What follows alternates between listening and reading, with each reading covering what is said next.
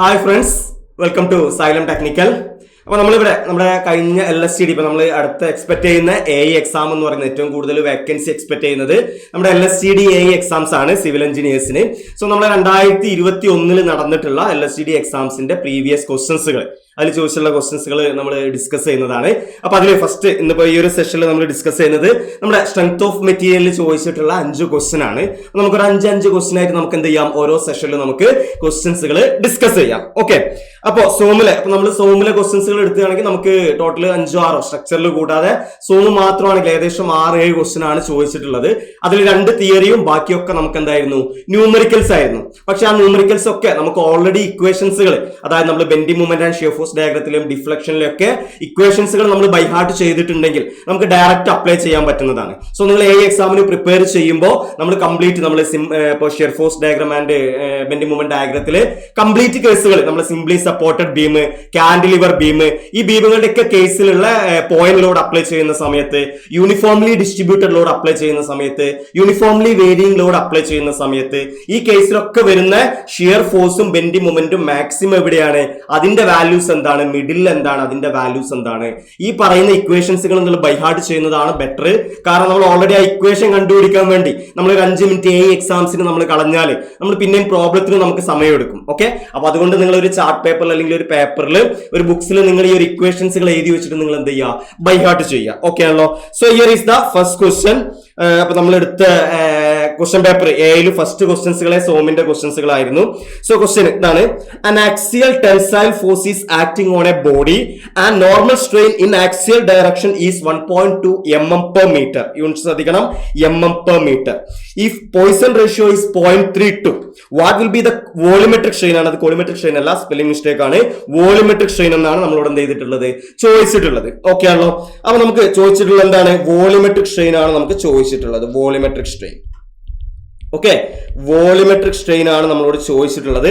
നമുക്ക് എന്ത് തന്നിട്ടുണ്ട്, സോ ഒരു ബോഡിയിൽ, സോ ഞാനിത് ഒരു ബോഡി എടുക്കുന്നു. ഈ ഒരു ബോഡിയിൽ എന്ത് ആക്ട് ചെയ്യുന്നുണ്ട്, ഒരു ഫോഴ്സ് ആക്ട് ചെയ്യുന്നുണ്ട്. ഒരു ഫോഴ്സ് നോർമൽ സ്ട്രെയിൻ എന്ന് പറയുമ്പോൾ ഏതായിരിക്കും, അവിടെ ഏതായിരിക്കും, നോർമൽ സ്ട്രെസ് ആയിരിക്കും. അത് കംപ്രസീവ് ആവാം, അല്ലെങ്കിൽ എന്താവാം, നമുക്ക് ഇവിടെ പറഞ്ഞിട്ടുള്ള എന്താണ്, ടെൻസൈൽ ഫോഴ്സ് ആണ്. അപ്പൊ ടെൻസൈൽ ഫോഴ്സ് തന്നെ ഒരു ബോഡിയിൽ നമ്മൾ ഇതൊരു എക്സ് ഡയറക്ഷൻ ആണ് ഈ ഡയറക്ഷൻ എടുക്കുന്നതെങ്കിൽ എക്സ് ഡയറക്ഷനിൽ ആക്ട് ചെയ്യുന്നുണ്ട്. ഓക്കെ, സോ നമുക്ക് തന്നിട്ടുള്ള വാല്യൂസ് ഏതൊക്കെയാണോ, ആ ഡയറക്ഷനിൽ വരുന്ന സ്ട്രെയിൻ തന്നിട്ടുണ്ട്, നോർമൽ സ്ട്രെയിൻ എന്നാണ് പറഞ്ഞിട്ടുള്ളത്. So EX is equal to 1.2 millimeter per meter. നമുക്കറിയാം സ്ട്രെയിൻ എന്ന് പറയുന്നത് എന്താണ്, ഒരു യൂണിറ്റ്ലെസ് ക്വാണ്ടിറ്റി ആണ്. But here it is given as millimeter per minute. So നമ്മൾ എന്താണ് അവിടെ ചെയ്യേണ്ടത്, we need to convert into meter per meter. That means a unitless quantity. Okay, so here the EX is, that means the strain in x direction will be 1.2 into 10 raised to minus 3. Then it will be meter per meter. That means 1.2 into 10 raised to minus 3 ആണ് ഏതെന്ന് പറയുന്നത്, x ഡയറക്ഷനിലുള്ള strain എന്ന് പറയുന്നത്. x ഡയറക്ഷനിലുള്ള strain എന്ന് പറയുന്നത്. Okay ആണല്ലോ. So here നമുക്ക് എന്ത് വേണം, വോളിമെട്രിക് സ്ട്രെയിൻ നമുക്കറിയാം. Volumetric strain is equal to എന്താണ് ഇക്വേഷൻ, നമുക്ക് x ഡയറക്ഷനിലും y ഡയറക്ഷനിലും z ഡയറക്ഷനിലും ആ ബോഡിക്ക് സ്ട്രെയിൻ വരും അല്ലെ. ഈ x ഡയറക്ഷനിലാണ് നമ്മൾ ഈ കാണിച്ചിട്ടുള്ളത്. അതുപോലെ y ഡയറക്ഷനിൽ അതിന് സ്ട്രെയിൻ ഉണ്ടാവും, y ഡയറക്ഷനിൽ അതിന് സ്ട്രെയിൻ ഉണ്ടാവും. അതുപോലെ തന്നെ എന്തുണ്ടാവും, z ഡയറക്ഷനിലും ഒരു സ്ട്രെയിൻ ഉണ്ടാവും. EX എന്ന് പറയുന്നത് പോസിറ്റീവ് ആണെങ്കിൽ നമുക്കറിയാം, നമ്മൾ ഈ ഒരു പേന എടുത്തു, ഈ ഒരു പേന എടുത്ത് ഞാൻ 2 സൈഡിൽ നിന്ന് പിടിച്ചു വലിക്കുകയാണെങ്കിൽ ആ 2 സൈഡിലോട്ട് ലെങ്ത് കൂടും. ബട്ട് അതിന്റെ y ഡയറക്ഷനിലും z ഡയറക്ഷനിലും എന്ത് സംഭവിക്കും, ലെങ്ത് ഡിക്രീസ് ചെയ്യാണ് ചെയ്യുക. ദാറ്റ് മീൻസ് സ്ട്രെയിൻ എന്തായിരിക്കും, നെഗറ്റീവ് ആയിരിക്കും. ഓക്കെ ആണല്ലോ. സോ വോളിമെട്രിക് സ്ട്രെയിൻ, നമ്മൾ വോളിമെട്രിക് സ്ട്രെയിൻ എന്താണ്, എക്സ് ഡയറക്ഷനിലുള്ള സ്ട്രെയിൻ എടുക്കണം, പ്ലസ് y ഡയറക്ഷനിലുള്ള സ്ട്രെയിൻ എടുക്കണം, പ്ലസ് നമ്മൾ എന്തെടുക്കണം, z ഡയറക്ഷനിലുള്ള സ്ട്രെയിൻ നമ്മൾ എന്ത് ചെയ്യണം, കൺസിഡർ ചെയ്യണം. then the equation will be volumetric strain is equal to strain in x direction plus strain in y direction plus strain in z direction. ഇനി എന്താണ് value വരിക, EX is given by, EX already നമുക്ക് തന്നിട്ടുണ്ട്, എന്താണ് 1.2 into 10 raised to minus 3. Okay ആണല്ലോ. then നമുക്ക് തന്നിട്ടുള്ളത് ഈ ഒരു ഇക്വേഷനിൽ നമുക്ക് തന്നിട്ടുള്ള ആരാണ്, Poisson ratio. Poisson ratio is given by 0.32 അല്ലെ. എന്താണ് Poisson ratio equation, E lateral divided by E linear. So here നമ്മൾ ഈ ഒരു ക്വസ്റ്റ്യൻ എന്താണ് ഈ ലാറ്ററൽ എന്ന് പറയുന്നത് EY or EZ. Okay, divided by ഈ ലീനിയർ എന്ന് പറയുന്നത് EX ആയിരിക്കും. ഈ ലീനിയർ എന്ന് പറയുന്നത് ഏതായിരിക്കും? EX ആയിരിക്കും. ഓക്കെ ആണല്ലോ. സോ EX നമുക്ക് കിട്ടി. അപ്പൊ നമുക്ക് അതിന് ഏത് കണ്ടുപിടിക്കാടോ? നമുക്ക് ഏത് കണ്ടുപിടിക്കാം? EY കണ്ടുപിടിക്കാം. EY is equal to അപ്പൊ എന്തായിരിക്കും? ഇവിടെ നിങ്ങൾ നോക്കിയാൽ മതി. നമുക്കറിയാം Poisson ratio mu equal to എന്താണ്? EY ഡിവൈഡ് ബൈ EX ആയിരിക്കും. സോ നമുക്ക് എന്ത് കിട്ടും? EY is equal to Poisson ratio into EX. Similarly നമുക്ക് എന്ത് കിട്ടും? EZ ഉം കിട്ടും. അത് തന്നെയാണ് നമുക്ക് എന്ത് എന്ന് പറയുന്നത്? EZ. പക്ഷെ അത് രണ്ടും എന്തായിരിക്കും? നെഗറ്റീവ് ആയിരിക്കും. കാരണം എന്താ? എക്സ് ഡയറക്ഷനിൽ ഇലോങ്ങേഷൻ ആണെങ്കിൽ Y ഡയറക്ഷനിലും Z ഡയറക്ഷനിലും എന്തായിരിക്കും? ഷോർട്ടനിങ് ആയിരിക്കും. സ്ട്രെയിൻ എന്തായിരിക്കും? ഷോർട്ടനിങ് ആയിരിക്കും. സോ എന്തായിരിക്കും? നെഗറ്റീവ് ആയിരിക്കും. Okay, so EY is equal എന്താ വരിക? EY is equal to minus mu എത്രയാണ് വരുന്നത്? 0.32 അല്ലെ? 0.32 into 1.2 into 10⁻⁻3. Similarly, EZ is equal to minus 0.32 into 1.2 into 10⁻⁻3. So we can find out the volumetric strain. EV is equal to EX എന്ന് പറയുന്നത് 1.2 into 10⁻⁻3 minus 0.32 into 1.2 into 10⁻⁻3. പിന്നെ ഒരു അതേ same value വരും. നമുക്ക് എന്ത് കൊടുക്കാം? ഇൻറ്റു 2 എന്ന് കൊടുക്കാം. ഓക്കെ, അതേ സെയിം വാല്യൂ വരും. അപ്പൊ നമുക്ക് എന്ത് കൊടുക്കാം? ഇൻറ്റു 2 എന്ന് കൊടുക്കാം. കാരണം മൈനസ് EX മൈനസ് EY എന്നാണ് വരിക അല്ലെ? EX minus EY minus EZ എന്നാണ് വരിക. സോ അത് രണ്ടും കൂടെ നമുക്ക് എന്ത് കൊടുക്കാം? ഈ രണ്ട് വാല്യൂ തന്നെയാണ് എന്ത് വരുന്നത്? മൈനസ് 0.32 into 1.2 into 10⁻⁻3 തന്നെയാണ് EX ഉം EY ഉം വരുന്നത്. അതുകൊണ്ടാണ് ഞാൻ എന്ത് കൊടുത്തത്? 2 കൊടുത്തത്. ഓക്കെ ആണല്ലോ. ഇനി നമുക്ക് ആ വാല്യൂ കണ്ടുപിടിക്കാം. വിച്ച് ഈസ് ഈക്വൽ ടു എന്താണ് വരിക? അപ്പോ 1 മൈനസ് നമുക്കൊരു ഈസി ആയിട്ടുള്ള ഇതിൽ 1 മൈനസ് 0.32 ഇൻറ്റു അല്ലെ? 0.32 അല്ല, നമുക്ക് എന്തെടുക്കാം? 0.32 ഇൻറ്റു 2 എന്ന് പറയുമ്പോൾ പോയിന്റ് നമുക്ക് വരുന്നത് എത്രയാണ്? 0.32 ആണ് വരുന്നത് പോയിസൺ റേഷ്യോ. സോ നമുക്ക് എന്തെടുക്കാം? 2 ഇൻറ്റു അല്ലെങ്കിൽ 1.2നെ ഔട്ട് സൈഡ് എടുക്കാം. 1.2നെ ഔട്ട് സൈഡ് എടുക്കുമ്പോൾ 0.32 ഇൻറ്റു എന്ന് പറയുമ്പോൾ 0.64 അല്ലെ? 1 മൈനസ് 0.64 കിട്ടിയത് എങ്ങനെ മനസ്സിലായല്ലോ? 0.64 1 മൈനസ് 0.64 എങ്ങനെയാണ് 0.64 കിട്ടുന്നത്? 0.32 into 2 2 into 32 64. So 1 minus 0.64 into 1.2 into 10⁻⁻3. ഞാൻ 1.2 ഔട്ട് സൈഡ് എടുത്തു. ഇവിടെ 1.2 out side into 10⁻⁻3 out side എടുത്ത 1 ആയിരിക്കും. ഇവിടെ 0.32 ഇൻറ്റു 2 ഔട്ട് സൈഡ് എടുത്താലും 1.2 ഇൻറ്റു 10⁻⁻3 ആയിരിക്കും. ഓക്കെ ആണല്ലോ. അപ്പൊ എന്താണ് നമുക്ക് ആൻസർ വരിക? ഇനി നമ്മൾ നേരെ എന്താണ് വരുന്നത്? നമ്മുടെ കാൽക്കുലേഷൻ ആണ് വരുന്നത്. സോ നമുക്ക് എന്ത് ആൻസർ കിട്ടും? 1 മൈനസ് 0.64 എന്ന് പറയുന്നത് 0.36 അല്ലെ? 0.36 into 1.2 into 10⁻⁻3. 0.36 into 1.2 into 10⁻⁻3 which is equal to 36 into 12 into 10⁻�6. നമ്മൾ എത്രയാണ് മാറ്റിയത്? ഇവിടെ 2 പോയിന്റ് മാറ്റി. സോ 10⁻⁻2. ഇവിടെ ഒരു പോയിന്റ് മാറ്റി 10⁻�6. എത്രയാണോ 36 ഇൻറ്റു 12 വരുന്നത്? 36 ഇൻറ്റു 10 എന്ന് പറഞ്ഞാൽ 360. ഓക്കെ, പിന്നെ ഒരു 2 ഇൻറ്റു 36 എന്ന് പറഞ്ഞാൽ 72. സോ നമുക്ക് എന്ത് കിട്ടും? 360 പ്ലസ് 72 432 ഇൻറ്റു 10⁻⁻6. നമ്മൾ ആൻസറിലോട്ട് നോക്കാം. ഏതാ വരുന്നത്? 432 ഇൻറ്റു 10⁻⁻6 ഏതോടെ വരിക? 4.32 into 10⁻⁻4. So our answer is 4.32 into 10⁻⁻4 ആണ് നമ്മൾ ഏത് വരുന്നത്? വോളിമെട്രിക് സ്ട്രെയിൻ വരുന്നത്. സോ ഓപ്ഷൻ ബി ആണ് നമ്മുടെ ആൻസർ. അപ്പൊ ഞാനിത് പറയുമ്പോൾ 5 മിനിറ്റ് ഒക്കെ എടുക്കുന്നു അല്ലെങ്കിൽ 10 മിനിറ്റ്. പക്ഷെ നിങ്ങൾ ഇത് ചെയ്യുമ്പോൾ എന്ത് ചെയ്യാൻ പറ്റും? നമുക്ക് 1 മിനിറ്റിന്റെ ഉള്ളിൽ തന്നെ നമുക്ക് ചെയ്യാൻ പറ്റുന്ന ഒരു ക്വസ്റ്റ്യൻ ആണ് ഏതെന്ന് പറയുന്നത് ഈ ഒരു വോളിമെട്രിക് സ്ട്രെയിനിന്റെ ക്വസ്റ്റ്യൻ വരുന്നത്. ഓക്കെ ആണല്ലോ. So second question, the major and minor principal stresses at a point are 2.5 MPa and -2 MPa respectively. Sign ശ്രദ്ധിക്കണം. ദ മാക്സിമം ഷിയർ സ്ട്രെസ് ആണ് നമ്മളോട് ചോദിച്ചിട്ടുള്ളത്. ആ പോയിന്റിലുള്ള ടോമാക്സ് ആണ് നിങ്ങളോട് കാണാൻ പറഞ്ഞിട്ടുള്ളത്. നമുക്ക് എന്തൊക്കെയാ തന്നിട്ടുണ്ട്? മേജർ, അതായത് നമ്മള് മേജർ ഓർ സിഗ്മ മാക്സ് എന്ന് പറയും. അത് തന്നിട്ടുണ്ട്. എത്രയാണ്? 2.5 MPa.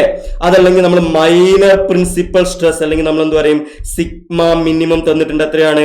-2 MPa. ഓക്കെ ആണല്ലോ. അപ്പൊ ഇത് നമ്മുടെ പ്രിൻസിപ്പൽ സ്ട്രെസ്സസ് ആൻഡ് സ്ട്രെയിൻ എന്ന് പറയുന്ന ചാപ്റ്ററിലാണ്. അവിടെ നമ്മൾ എന്തൊക്കെയാ പഠിക്കണം? ഒരു ബോഡിയിൽ ആക്ട് ചെയ്യുന്ന സിഗ്മ എക്സ് നിങ്ങൾക്ക് തന്നു, സിഗ്മ വൈ നിങ്ങൾക്ക് തന്നു, അതുപോലെ തന്നെ നിങ്ങൾക്ക് എന്ത് വരുന്നു? ടോ എക്സ് വൈയും തരുന്നു. ടോ എക്സ് വൈയും തന്നിട്ടുണ്ടെങ്കിൽ നമുക്ക് എന്ത് കണ്ടുപിടിക്കാൻ പറ്റണം? Major principal stress, minor principal stress, അതിന്റെ പ്ലെയിന്, മേജർ പ്രിൻസിപ്പൽ പ്ലെയിൻ എവിടെയാണ് വരുന്നത്, അതുപോലെ നമ്മളെ മാക്സിമം ഷിയർ സ്ട്രെസ് എവിടെയാണ്, അതിന്റെ പ്ലെയിൻ എവിടെയാണ്, അങ്ങനത്തെ കംപ്ലീറ്റ് കാര്യങ്ങൾ, ആംഗിൾ കണ്ടുപിടിക്കുന്നതൊക്കെ നമുക്ക് എന്ത് ചെയ്യാറുണ്ട്? AE എക്സാംസുകൾക്ക് ചോദിക്കാറുണ്ട്. ഓക്കെ ആണല്ലോ. അപ്പൊ ഇവിടെ നമ്മളോട് ചോദിച്ചിട്ടുള്ളത് എന്താണ്? ടോമാക്സ് ആണ് നമ്മളോട് ചോദിച്ചിട്ടുള്ളത്. Okay, tau max. അപ്പൊ ടോമാക്സ് പറയുന്നതിന് മുമ്പ് എന്താണ് സിഗ്മ മാക്സിന്റെയും സിഗ്മ, അപ്പൊ നമുക്ക് സിഗ്മ എക്സും സിഗ്മ വൈയും തന്നിട്ടുണ്ട്. നമുക്കറിയാം എന്താണ് sigma major is equal to എന്താണ് വരുന്നത്? Sigma major is equal to sigma X plus sigma Y divided by 2 plus root of sigma X minus sigma by 2 whole square plus tau X Y square. ഇതൊക്കെ നമുക്ക് ആ ബോഡിയിൽ act ചെയ്യുന്ന അല്ലെ, രണ്ട് normal സ്ട്രെസ്സും അതുപോലെ ഒരു ഷിയർ സ്ട്രെസ്സും വെച്ചാൽ നമുക്ക് എന്ത് കിട്ടും? മേജർ കിട്ടും. ഓർ സിഗ്മ മൈനർ ആണെങ്കിൽ, മൈനർ പ്രിൻസിപ്പൽ സ്ട്രെസ് ആണെങ്കിൽ എന്താണ്? മൈനർ പ്രിൻസിപ്പൽ സ്ട്രെസ് ആണെങ്കിൽ ഈ സെയിം ഇക്വേഷൻ തന്നെ ഇവിടെ നിങ്ങൾ എന്ത് കൊടുക്കുക? -1 കൊടുക്കുക. ഓക്കെ ആണല്ലോ. ഇനി മാക്സിമം ഷിയർ സ്ട്രെസ് ആണ് നമ്മളോട് ചോദിച്ചിട്ടുണ്ടെങ്കിലോ, ടോ മാക്സ് ആണ് നിങ്ങളോട് ചോദിച്ചിട്ടുണ്ടെങ്കിൽ എന്താണ് ഇക്വേഷൻ? റൂട്ട് ഓഫ്, അതായത് ഈ ആദ്യത്തെ ടേം വേണ്ട, നമ്മൾ മുകളിൽ പറഞ്ഞ രണ്ട് ഇക്വേഷന്റെ ആദ്യത്തെ ടേം വേണ്ട, sigma X minus sigma Y by 2 whole square plus tau X Y square. ഇതാണ് ഏതെന്ന് പറയുന്നത്? Equation for maximum shear stress, tau max എന്ന് പറയുന്നത്. സോ ഇത് എന്ത് തന്നെയാണ് ടോമാക്സിന്റെ ഇക്വേഷൻ? നമ്മൾ ഇനി മേജർ പ്രിൻസിപ്പൽ സ്ട്രെസിന്റെ മൈനർ പ്രിൻസിപ്പൽ സ്ട്രെസിന്റെ ടേമിൽ എങ്ങനെ പറയാം? Tau max is equal to sigma major minus sigma minor divided by 2. ഇത് തന്നെയാണ് എന്ത് എന്ന് പറയുന്നത്? Radius of a Mohr circle എന്ന് പറയുന്നത്. അപ്പൊ മോർ സർക്കിൾ നിങ്ങൾ പഠിക്കണം, നമുക്ക് ക്വസ്റ്റ്യൻ ചോദിക്കാറുണ്ട്. എവിടെയായി? കാരണം മോർ സർക്കിളില് വൈ ആക്സ് ഏതാണ്? ഷിയർ സ്ട്രെസ് ആണ്. എക്സ് ആക്സ് ഏതാണ്? Normal stress. അതിന്റെ സെന്റർ എത്ര മാറിയിട്ടായിരിക്കും? Sigma max plus sigma minimum divided by 2. ഇനി sigma max minus sigma minimum by 2 ആണെങ്കിൽ അതാണ് ഏത്? നമ്മളെ മാക്സിമം ഷിയർ സ്ട്രെസ്. അപ്പൊ രണ്ടും തന്നിട്ടുണ്ടല്ലോ, നമുക്ക് ആൻസർ കിട്ടുമല്ലോ. എന്താണ്? സിഗ്മ മാക്സ് നമുക്ക് തന്നിട്ടുണ്ട് 2.5 മൈനസ് സിഗ്മ മിനിമം നമുക്ക് തന്നിട്ടുണ്ട് -2 divided by 2 which is equal to 2.5 plus 2 4.5. അതിന്റെ ബൈ 2 എന്ന് പറയുമ്പോൾ 2.25. നമ്മൾ ആൻസർ നോക്കുക, 2.25 MPa ആണ് യൂണിറ്റ് തന്നിട്ടുള്ളത്. So answer is option D, 2.25 MPa. ഇത് നിങ്ങൾക്ക് എന്താ അറിയാം? ഇതിപ്പോ ഞാൻ ഇത്രയൊക്കെ പറഞ്ഞു, ആൻസർ അറിയുന്ന ഒരാളാണെങ്കിൽ ഒന്നും എഴുതേണ്ട, എന്ത് ചെയ്താ? മേജർ ആൻഡ് മൈനർ പ്രിൻസിപ്പൽ നിങ്ങൾ വർക്ക്ഔട്ട് ചെയ്യാൻ വേണ്ട, ക്വസ്റ്റ്യൻ വായിച്ചിട്ട് ആൻസർ ചെയ്യാൻ പറ്റും. എങ്ങനെ?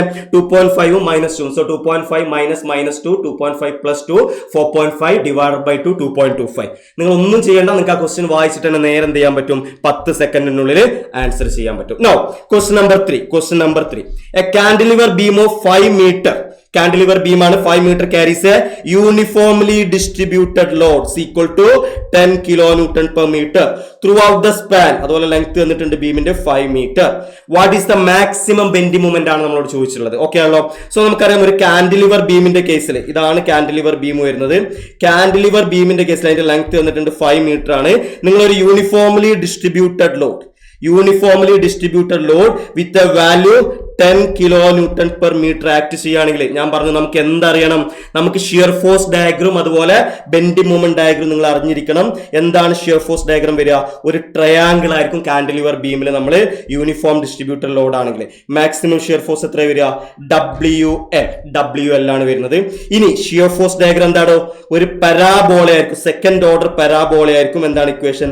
WL²/2 ആയിരിക്കും. ഇത് മൈനസ് ആയിരിക്കും, ഇത് പ്ലസ് ആയിരിക്കും. ഓക്കെ, WL²/2 ആണ് വരുന്നത് ഷിയർ ഫോഴ്സ്. അപ്പൊ എല്ലാം നമ്മൾ സിംപ്ലി സപ്പോർട്ടഡ് ബീമിന്റെ ഒരു 3-4 കേസ്, കാന്റിലിവർ ബീമിന്റെ 4 കേസ്, അതുപോലെ ആ വരുന്ന കേസുകളൊക്കെ നിങ്ങൾ എന്ത് ചെയ്യണം? പോയിന്റ് ലോഡിലും ഇതിലൊക്കെ നിങ്ങൾ ഷിയർ ഫോഴ്സിന്റെയും ബെൻഡിങ് മൊമെന്റിന്റെയും ഇക്വേഷനും ആ ഡയഗ്രാംസും നിങ്ങൾ ഏത് ഉറക്കത്തിൽ വിളിച്ചു ചോദിച്ചാലും നിങ്ങൾക്ക് ഈ ഡയഗ്രാംസ് ബൈ ഹാർട്ട് ആയിരിക്കണം. പരാബോളയാണോ, ട്രയാങ്കിൾ ആണോ, ക്യൂബിക് പരാബോളയാണോ, റെക്ടാങ്കിൾ ആണോ എന്നുള്ള കേസ്. ഓക്കെ ആണല്ലോ. അത് നമുക്ക് ഇക്വേഷൻ നമ്മളോട് ഏതാണ് ചോദിച്ചുള്ളത്?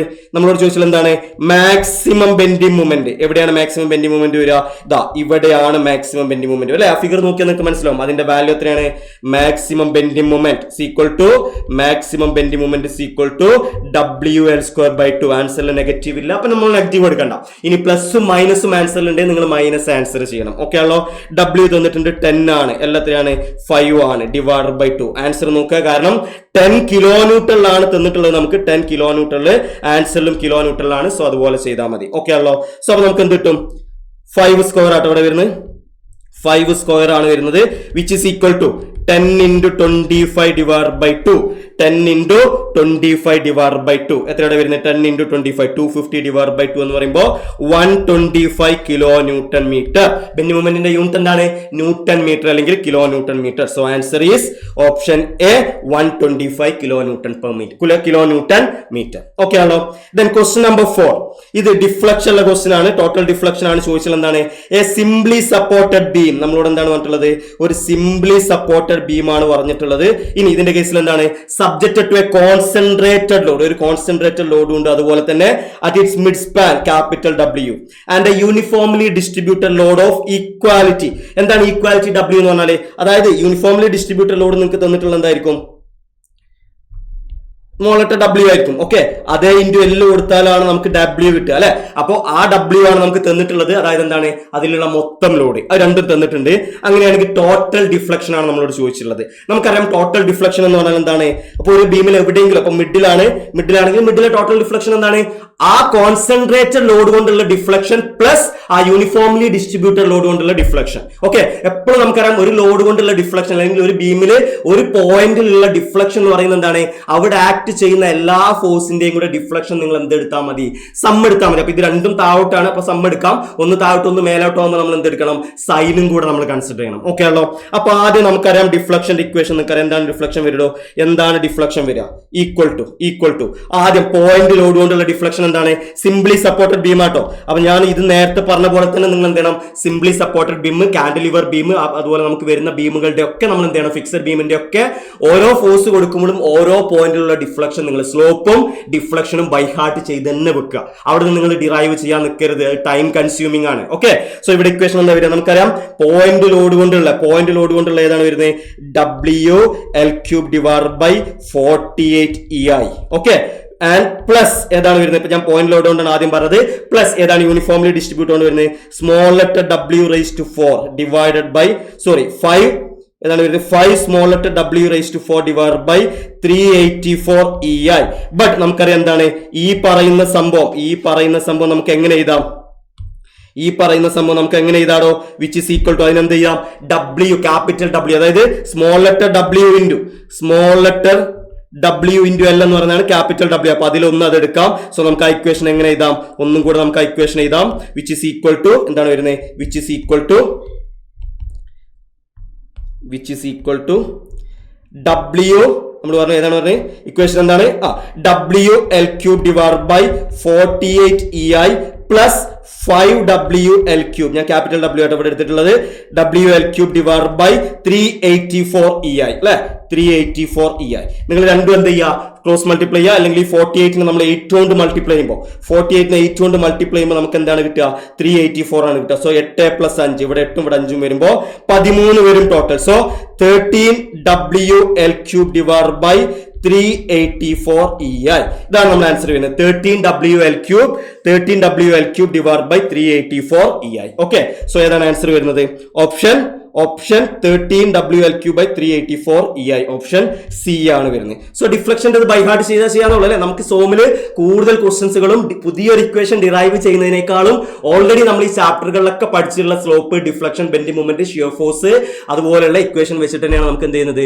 ക്വസ്റ്റ്യൻ ചോദിക്കുന്നത്. അപ്പൊ ഇക്വേഷൻ ബൈ ഹാർട്ട് ചെയ്താൽ തന്നെ നമുക്ക് എന്ത് ചെയ്യാൻ പറ്റും? ക്വസ്റ്റ്യൻസുകൾ ചെയ്യാൻ പറ്റും. Question number 5 direct simple question ആണ്. എന്താണ്? സ്ലെൻഡർനെസ് റേഷ്യോ ലാംഡ എന്താണെന്നാണ് ചോദിച്ചിട്ടുള്ളത്.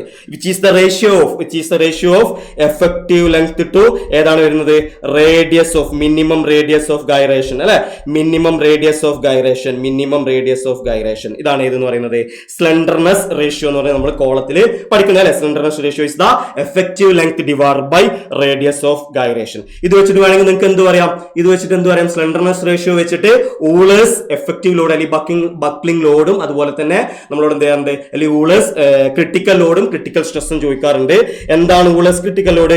P is equal to Euler's critical load P is equal to pi square EI divided by LE² ആണ്. അത് നമുക്ക് എന്ത് ചെയ്യാം? ഈ ഒരു ഇക്വേഷനിലോട്ട് മാറ്റാം. കാരണം എന്താ? നമുക്കറിയാം radius of gyration R minimum equal to എന്താണ്?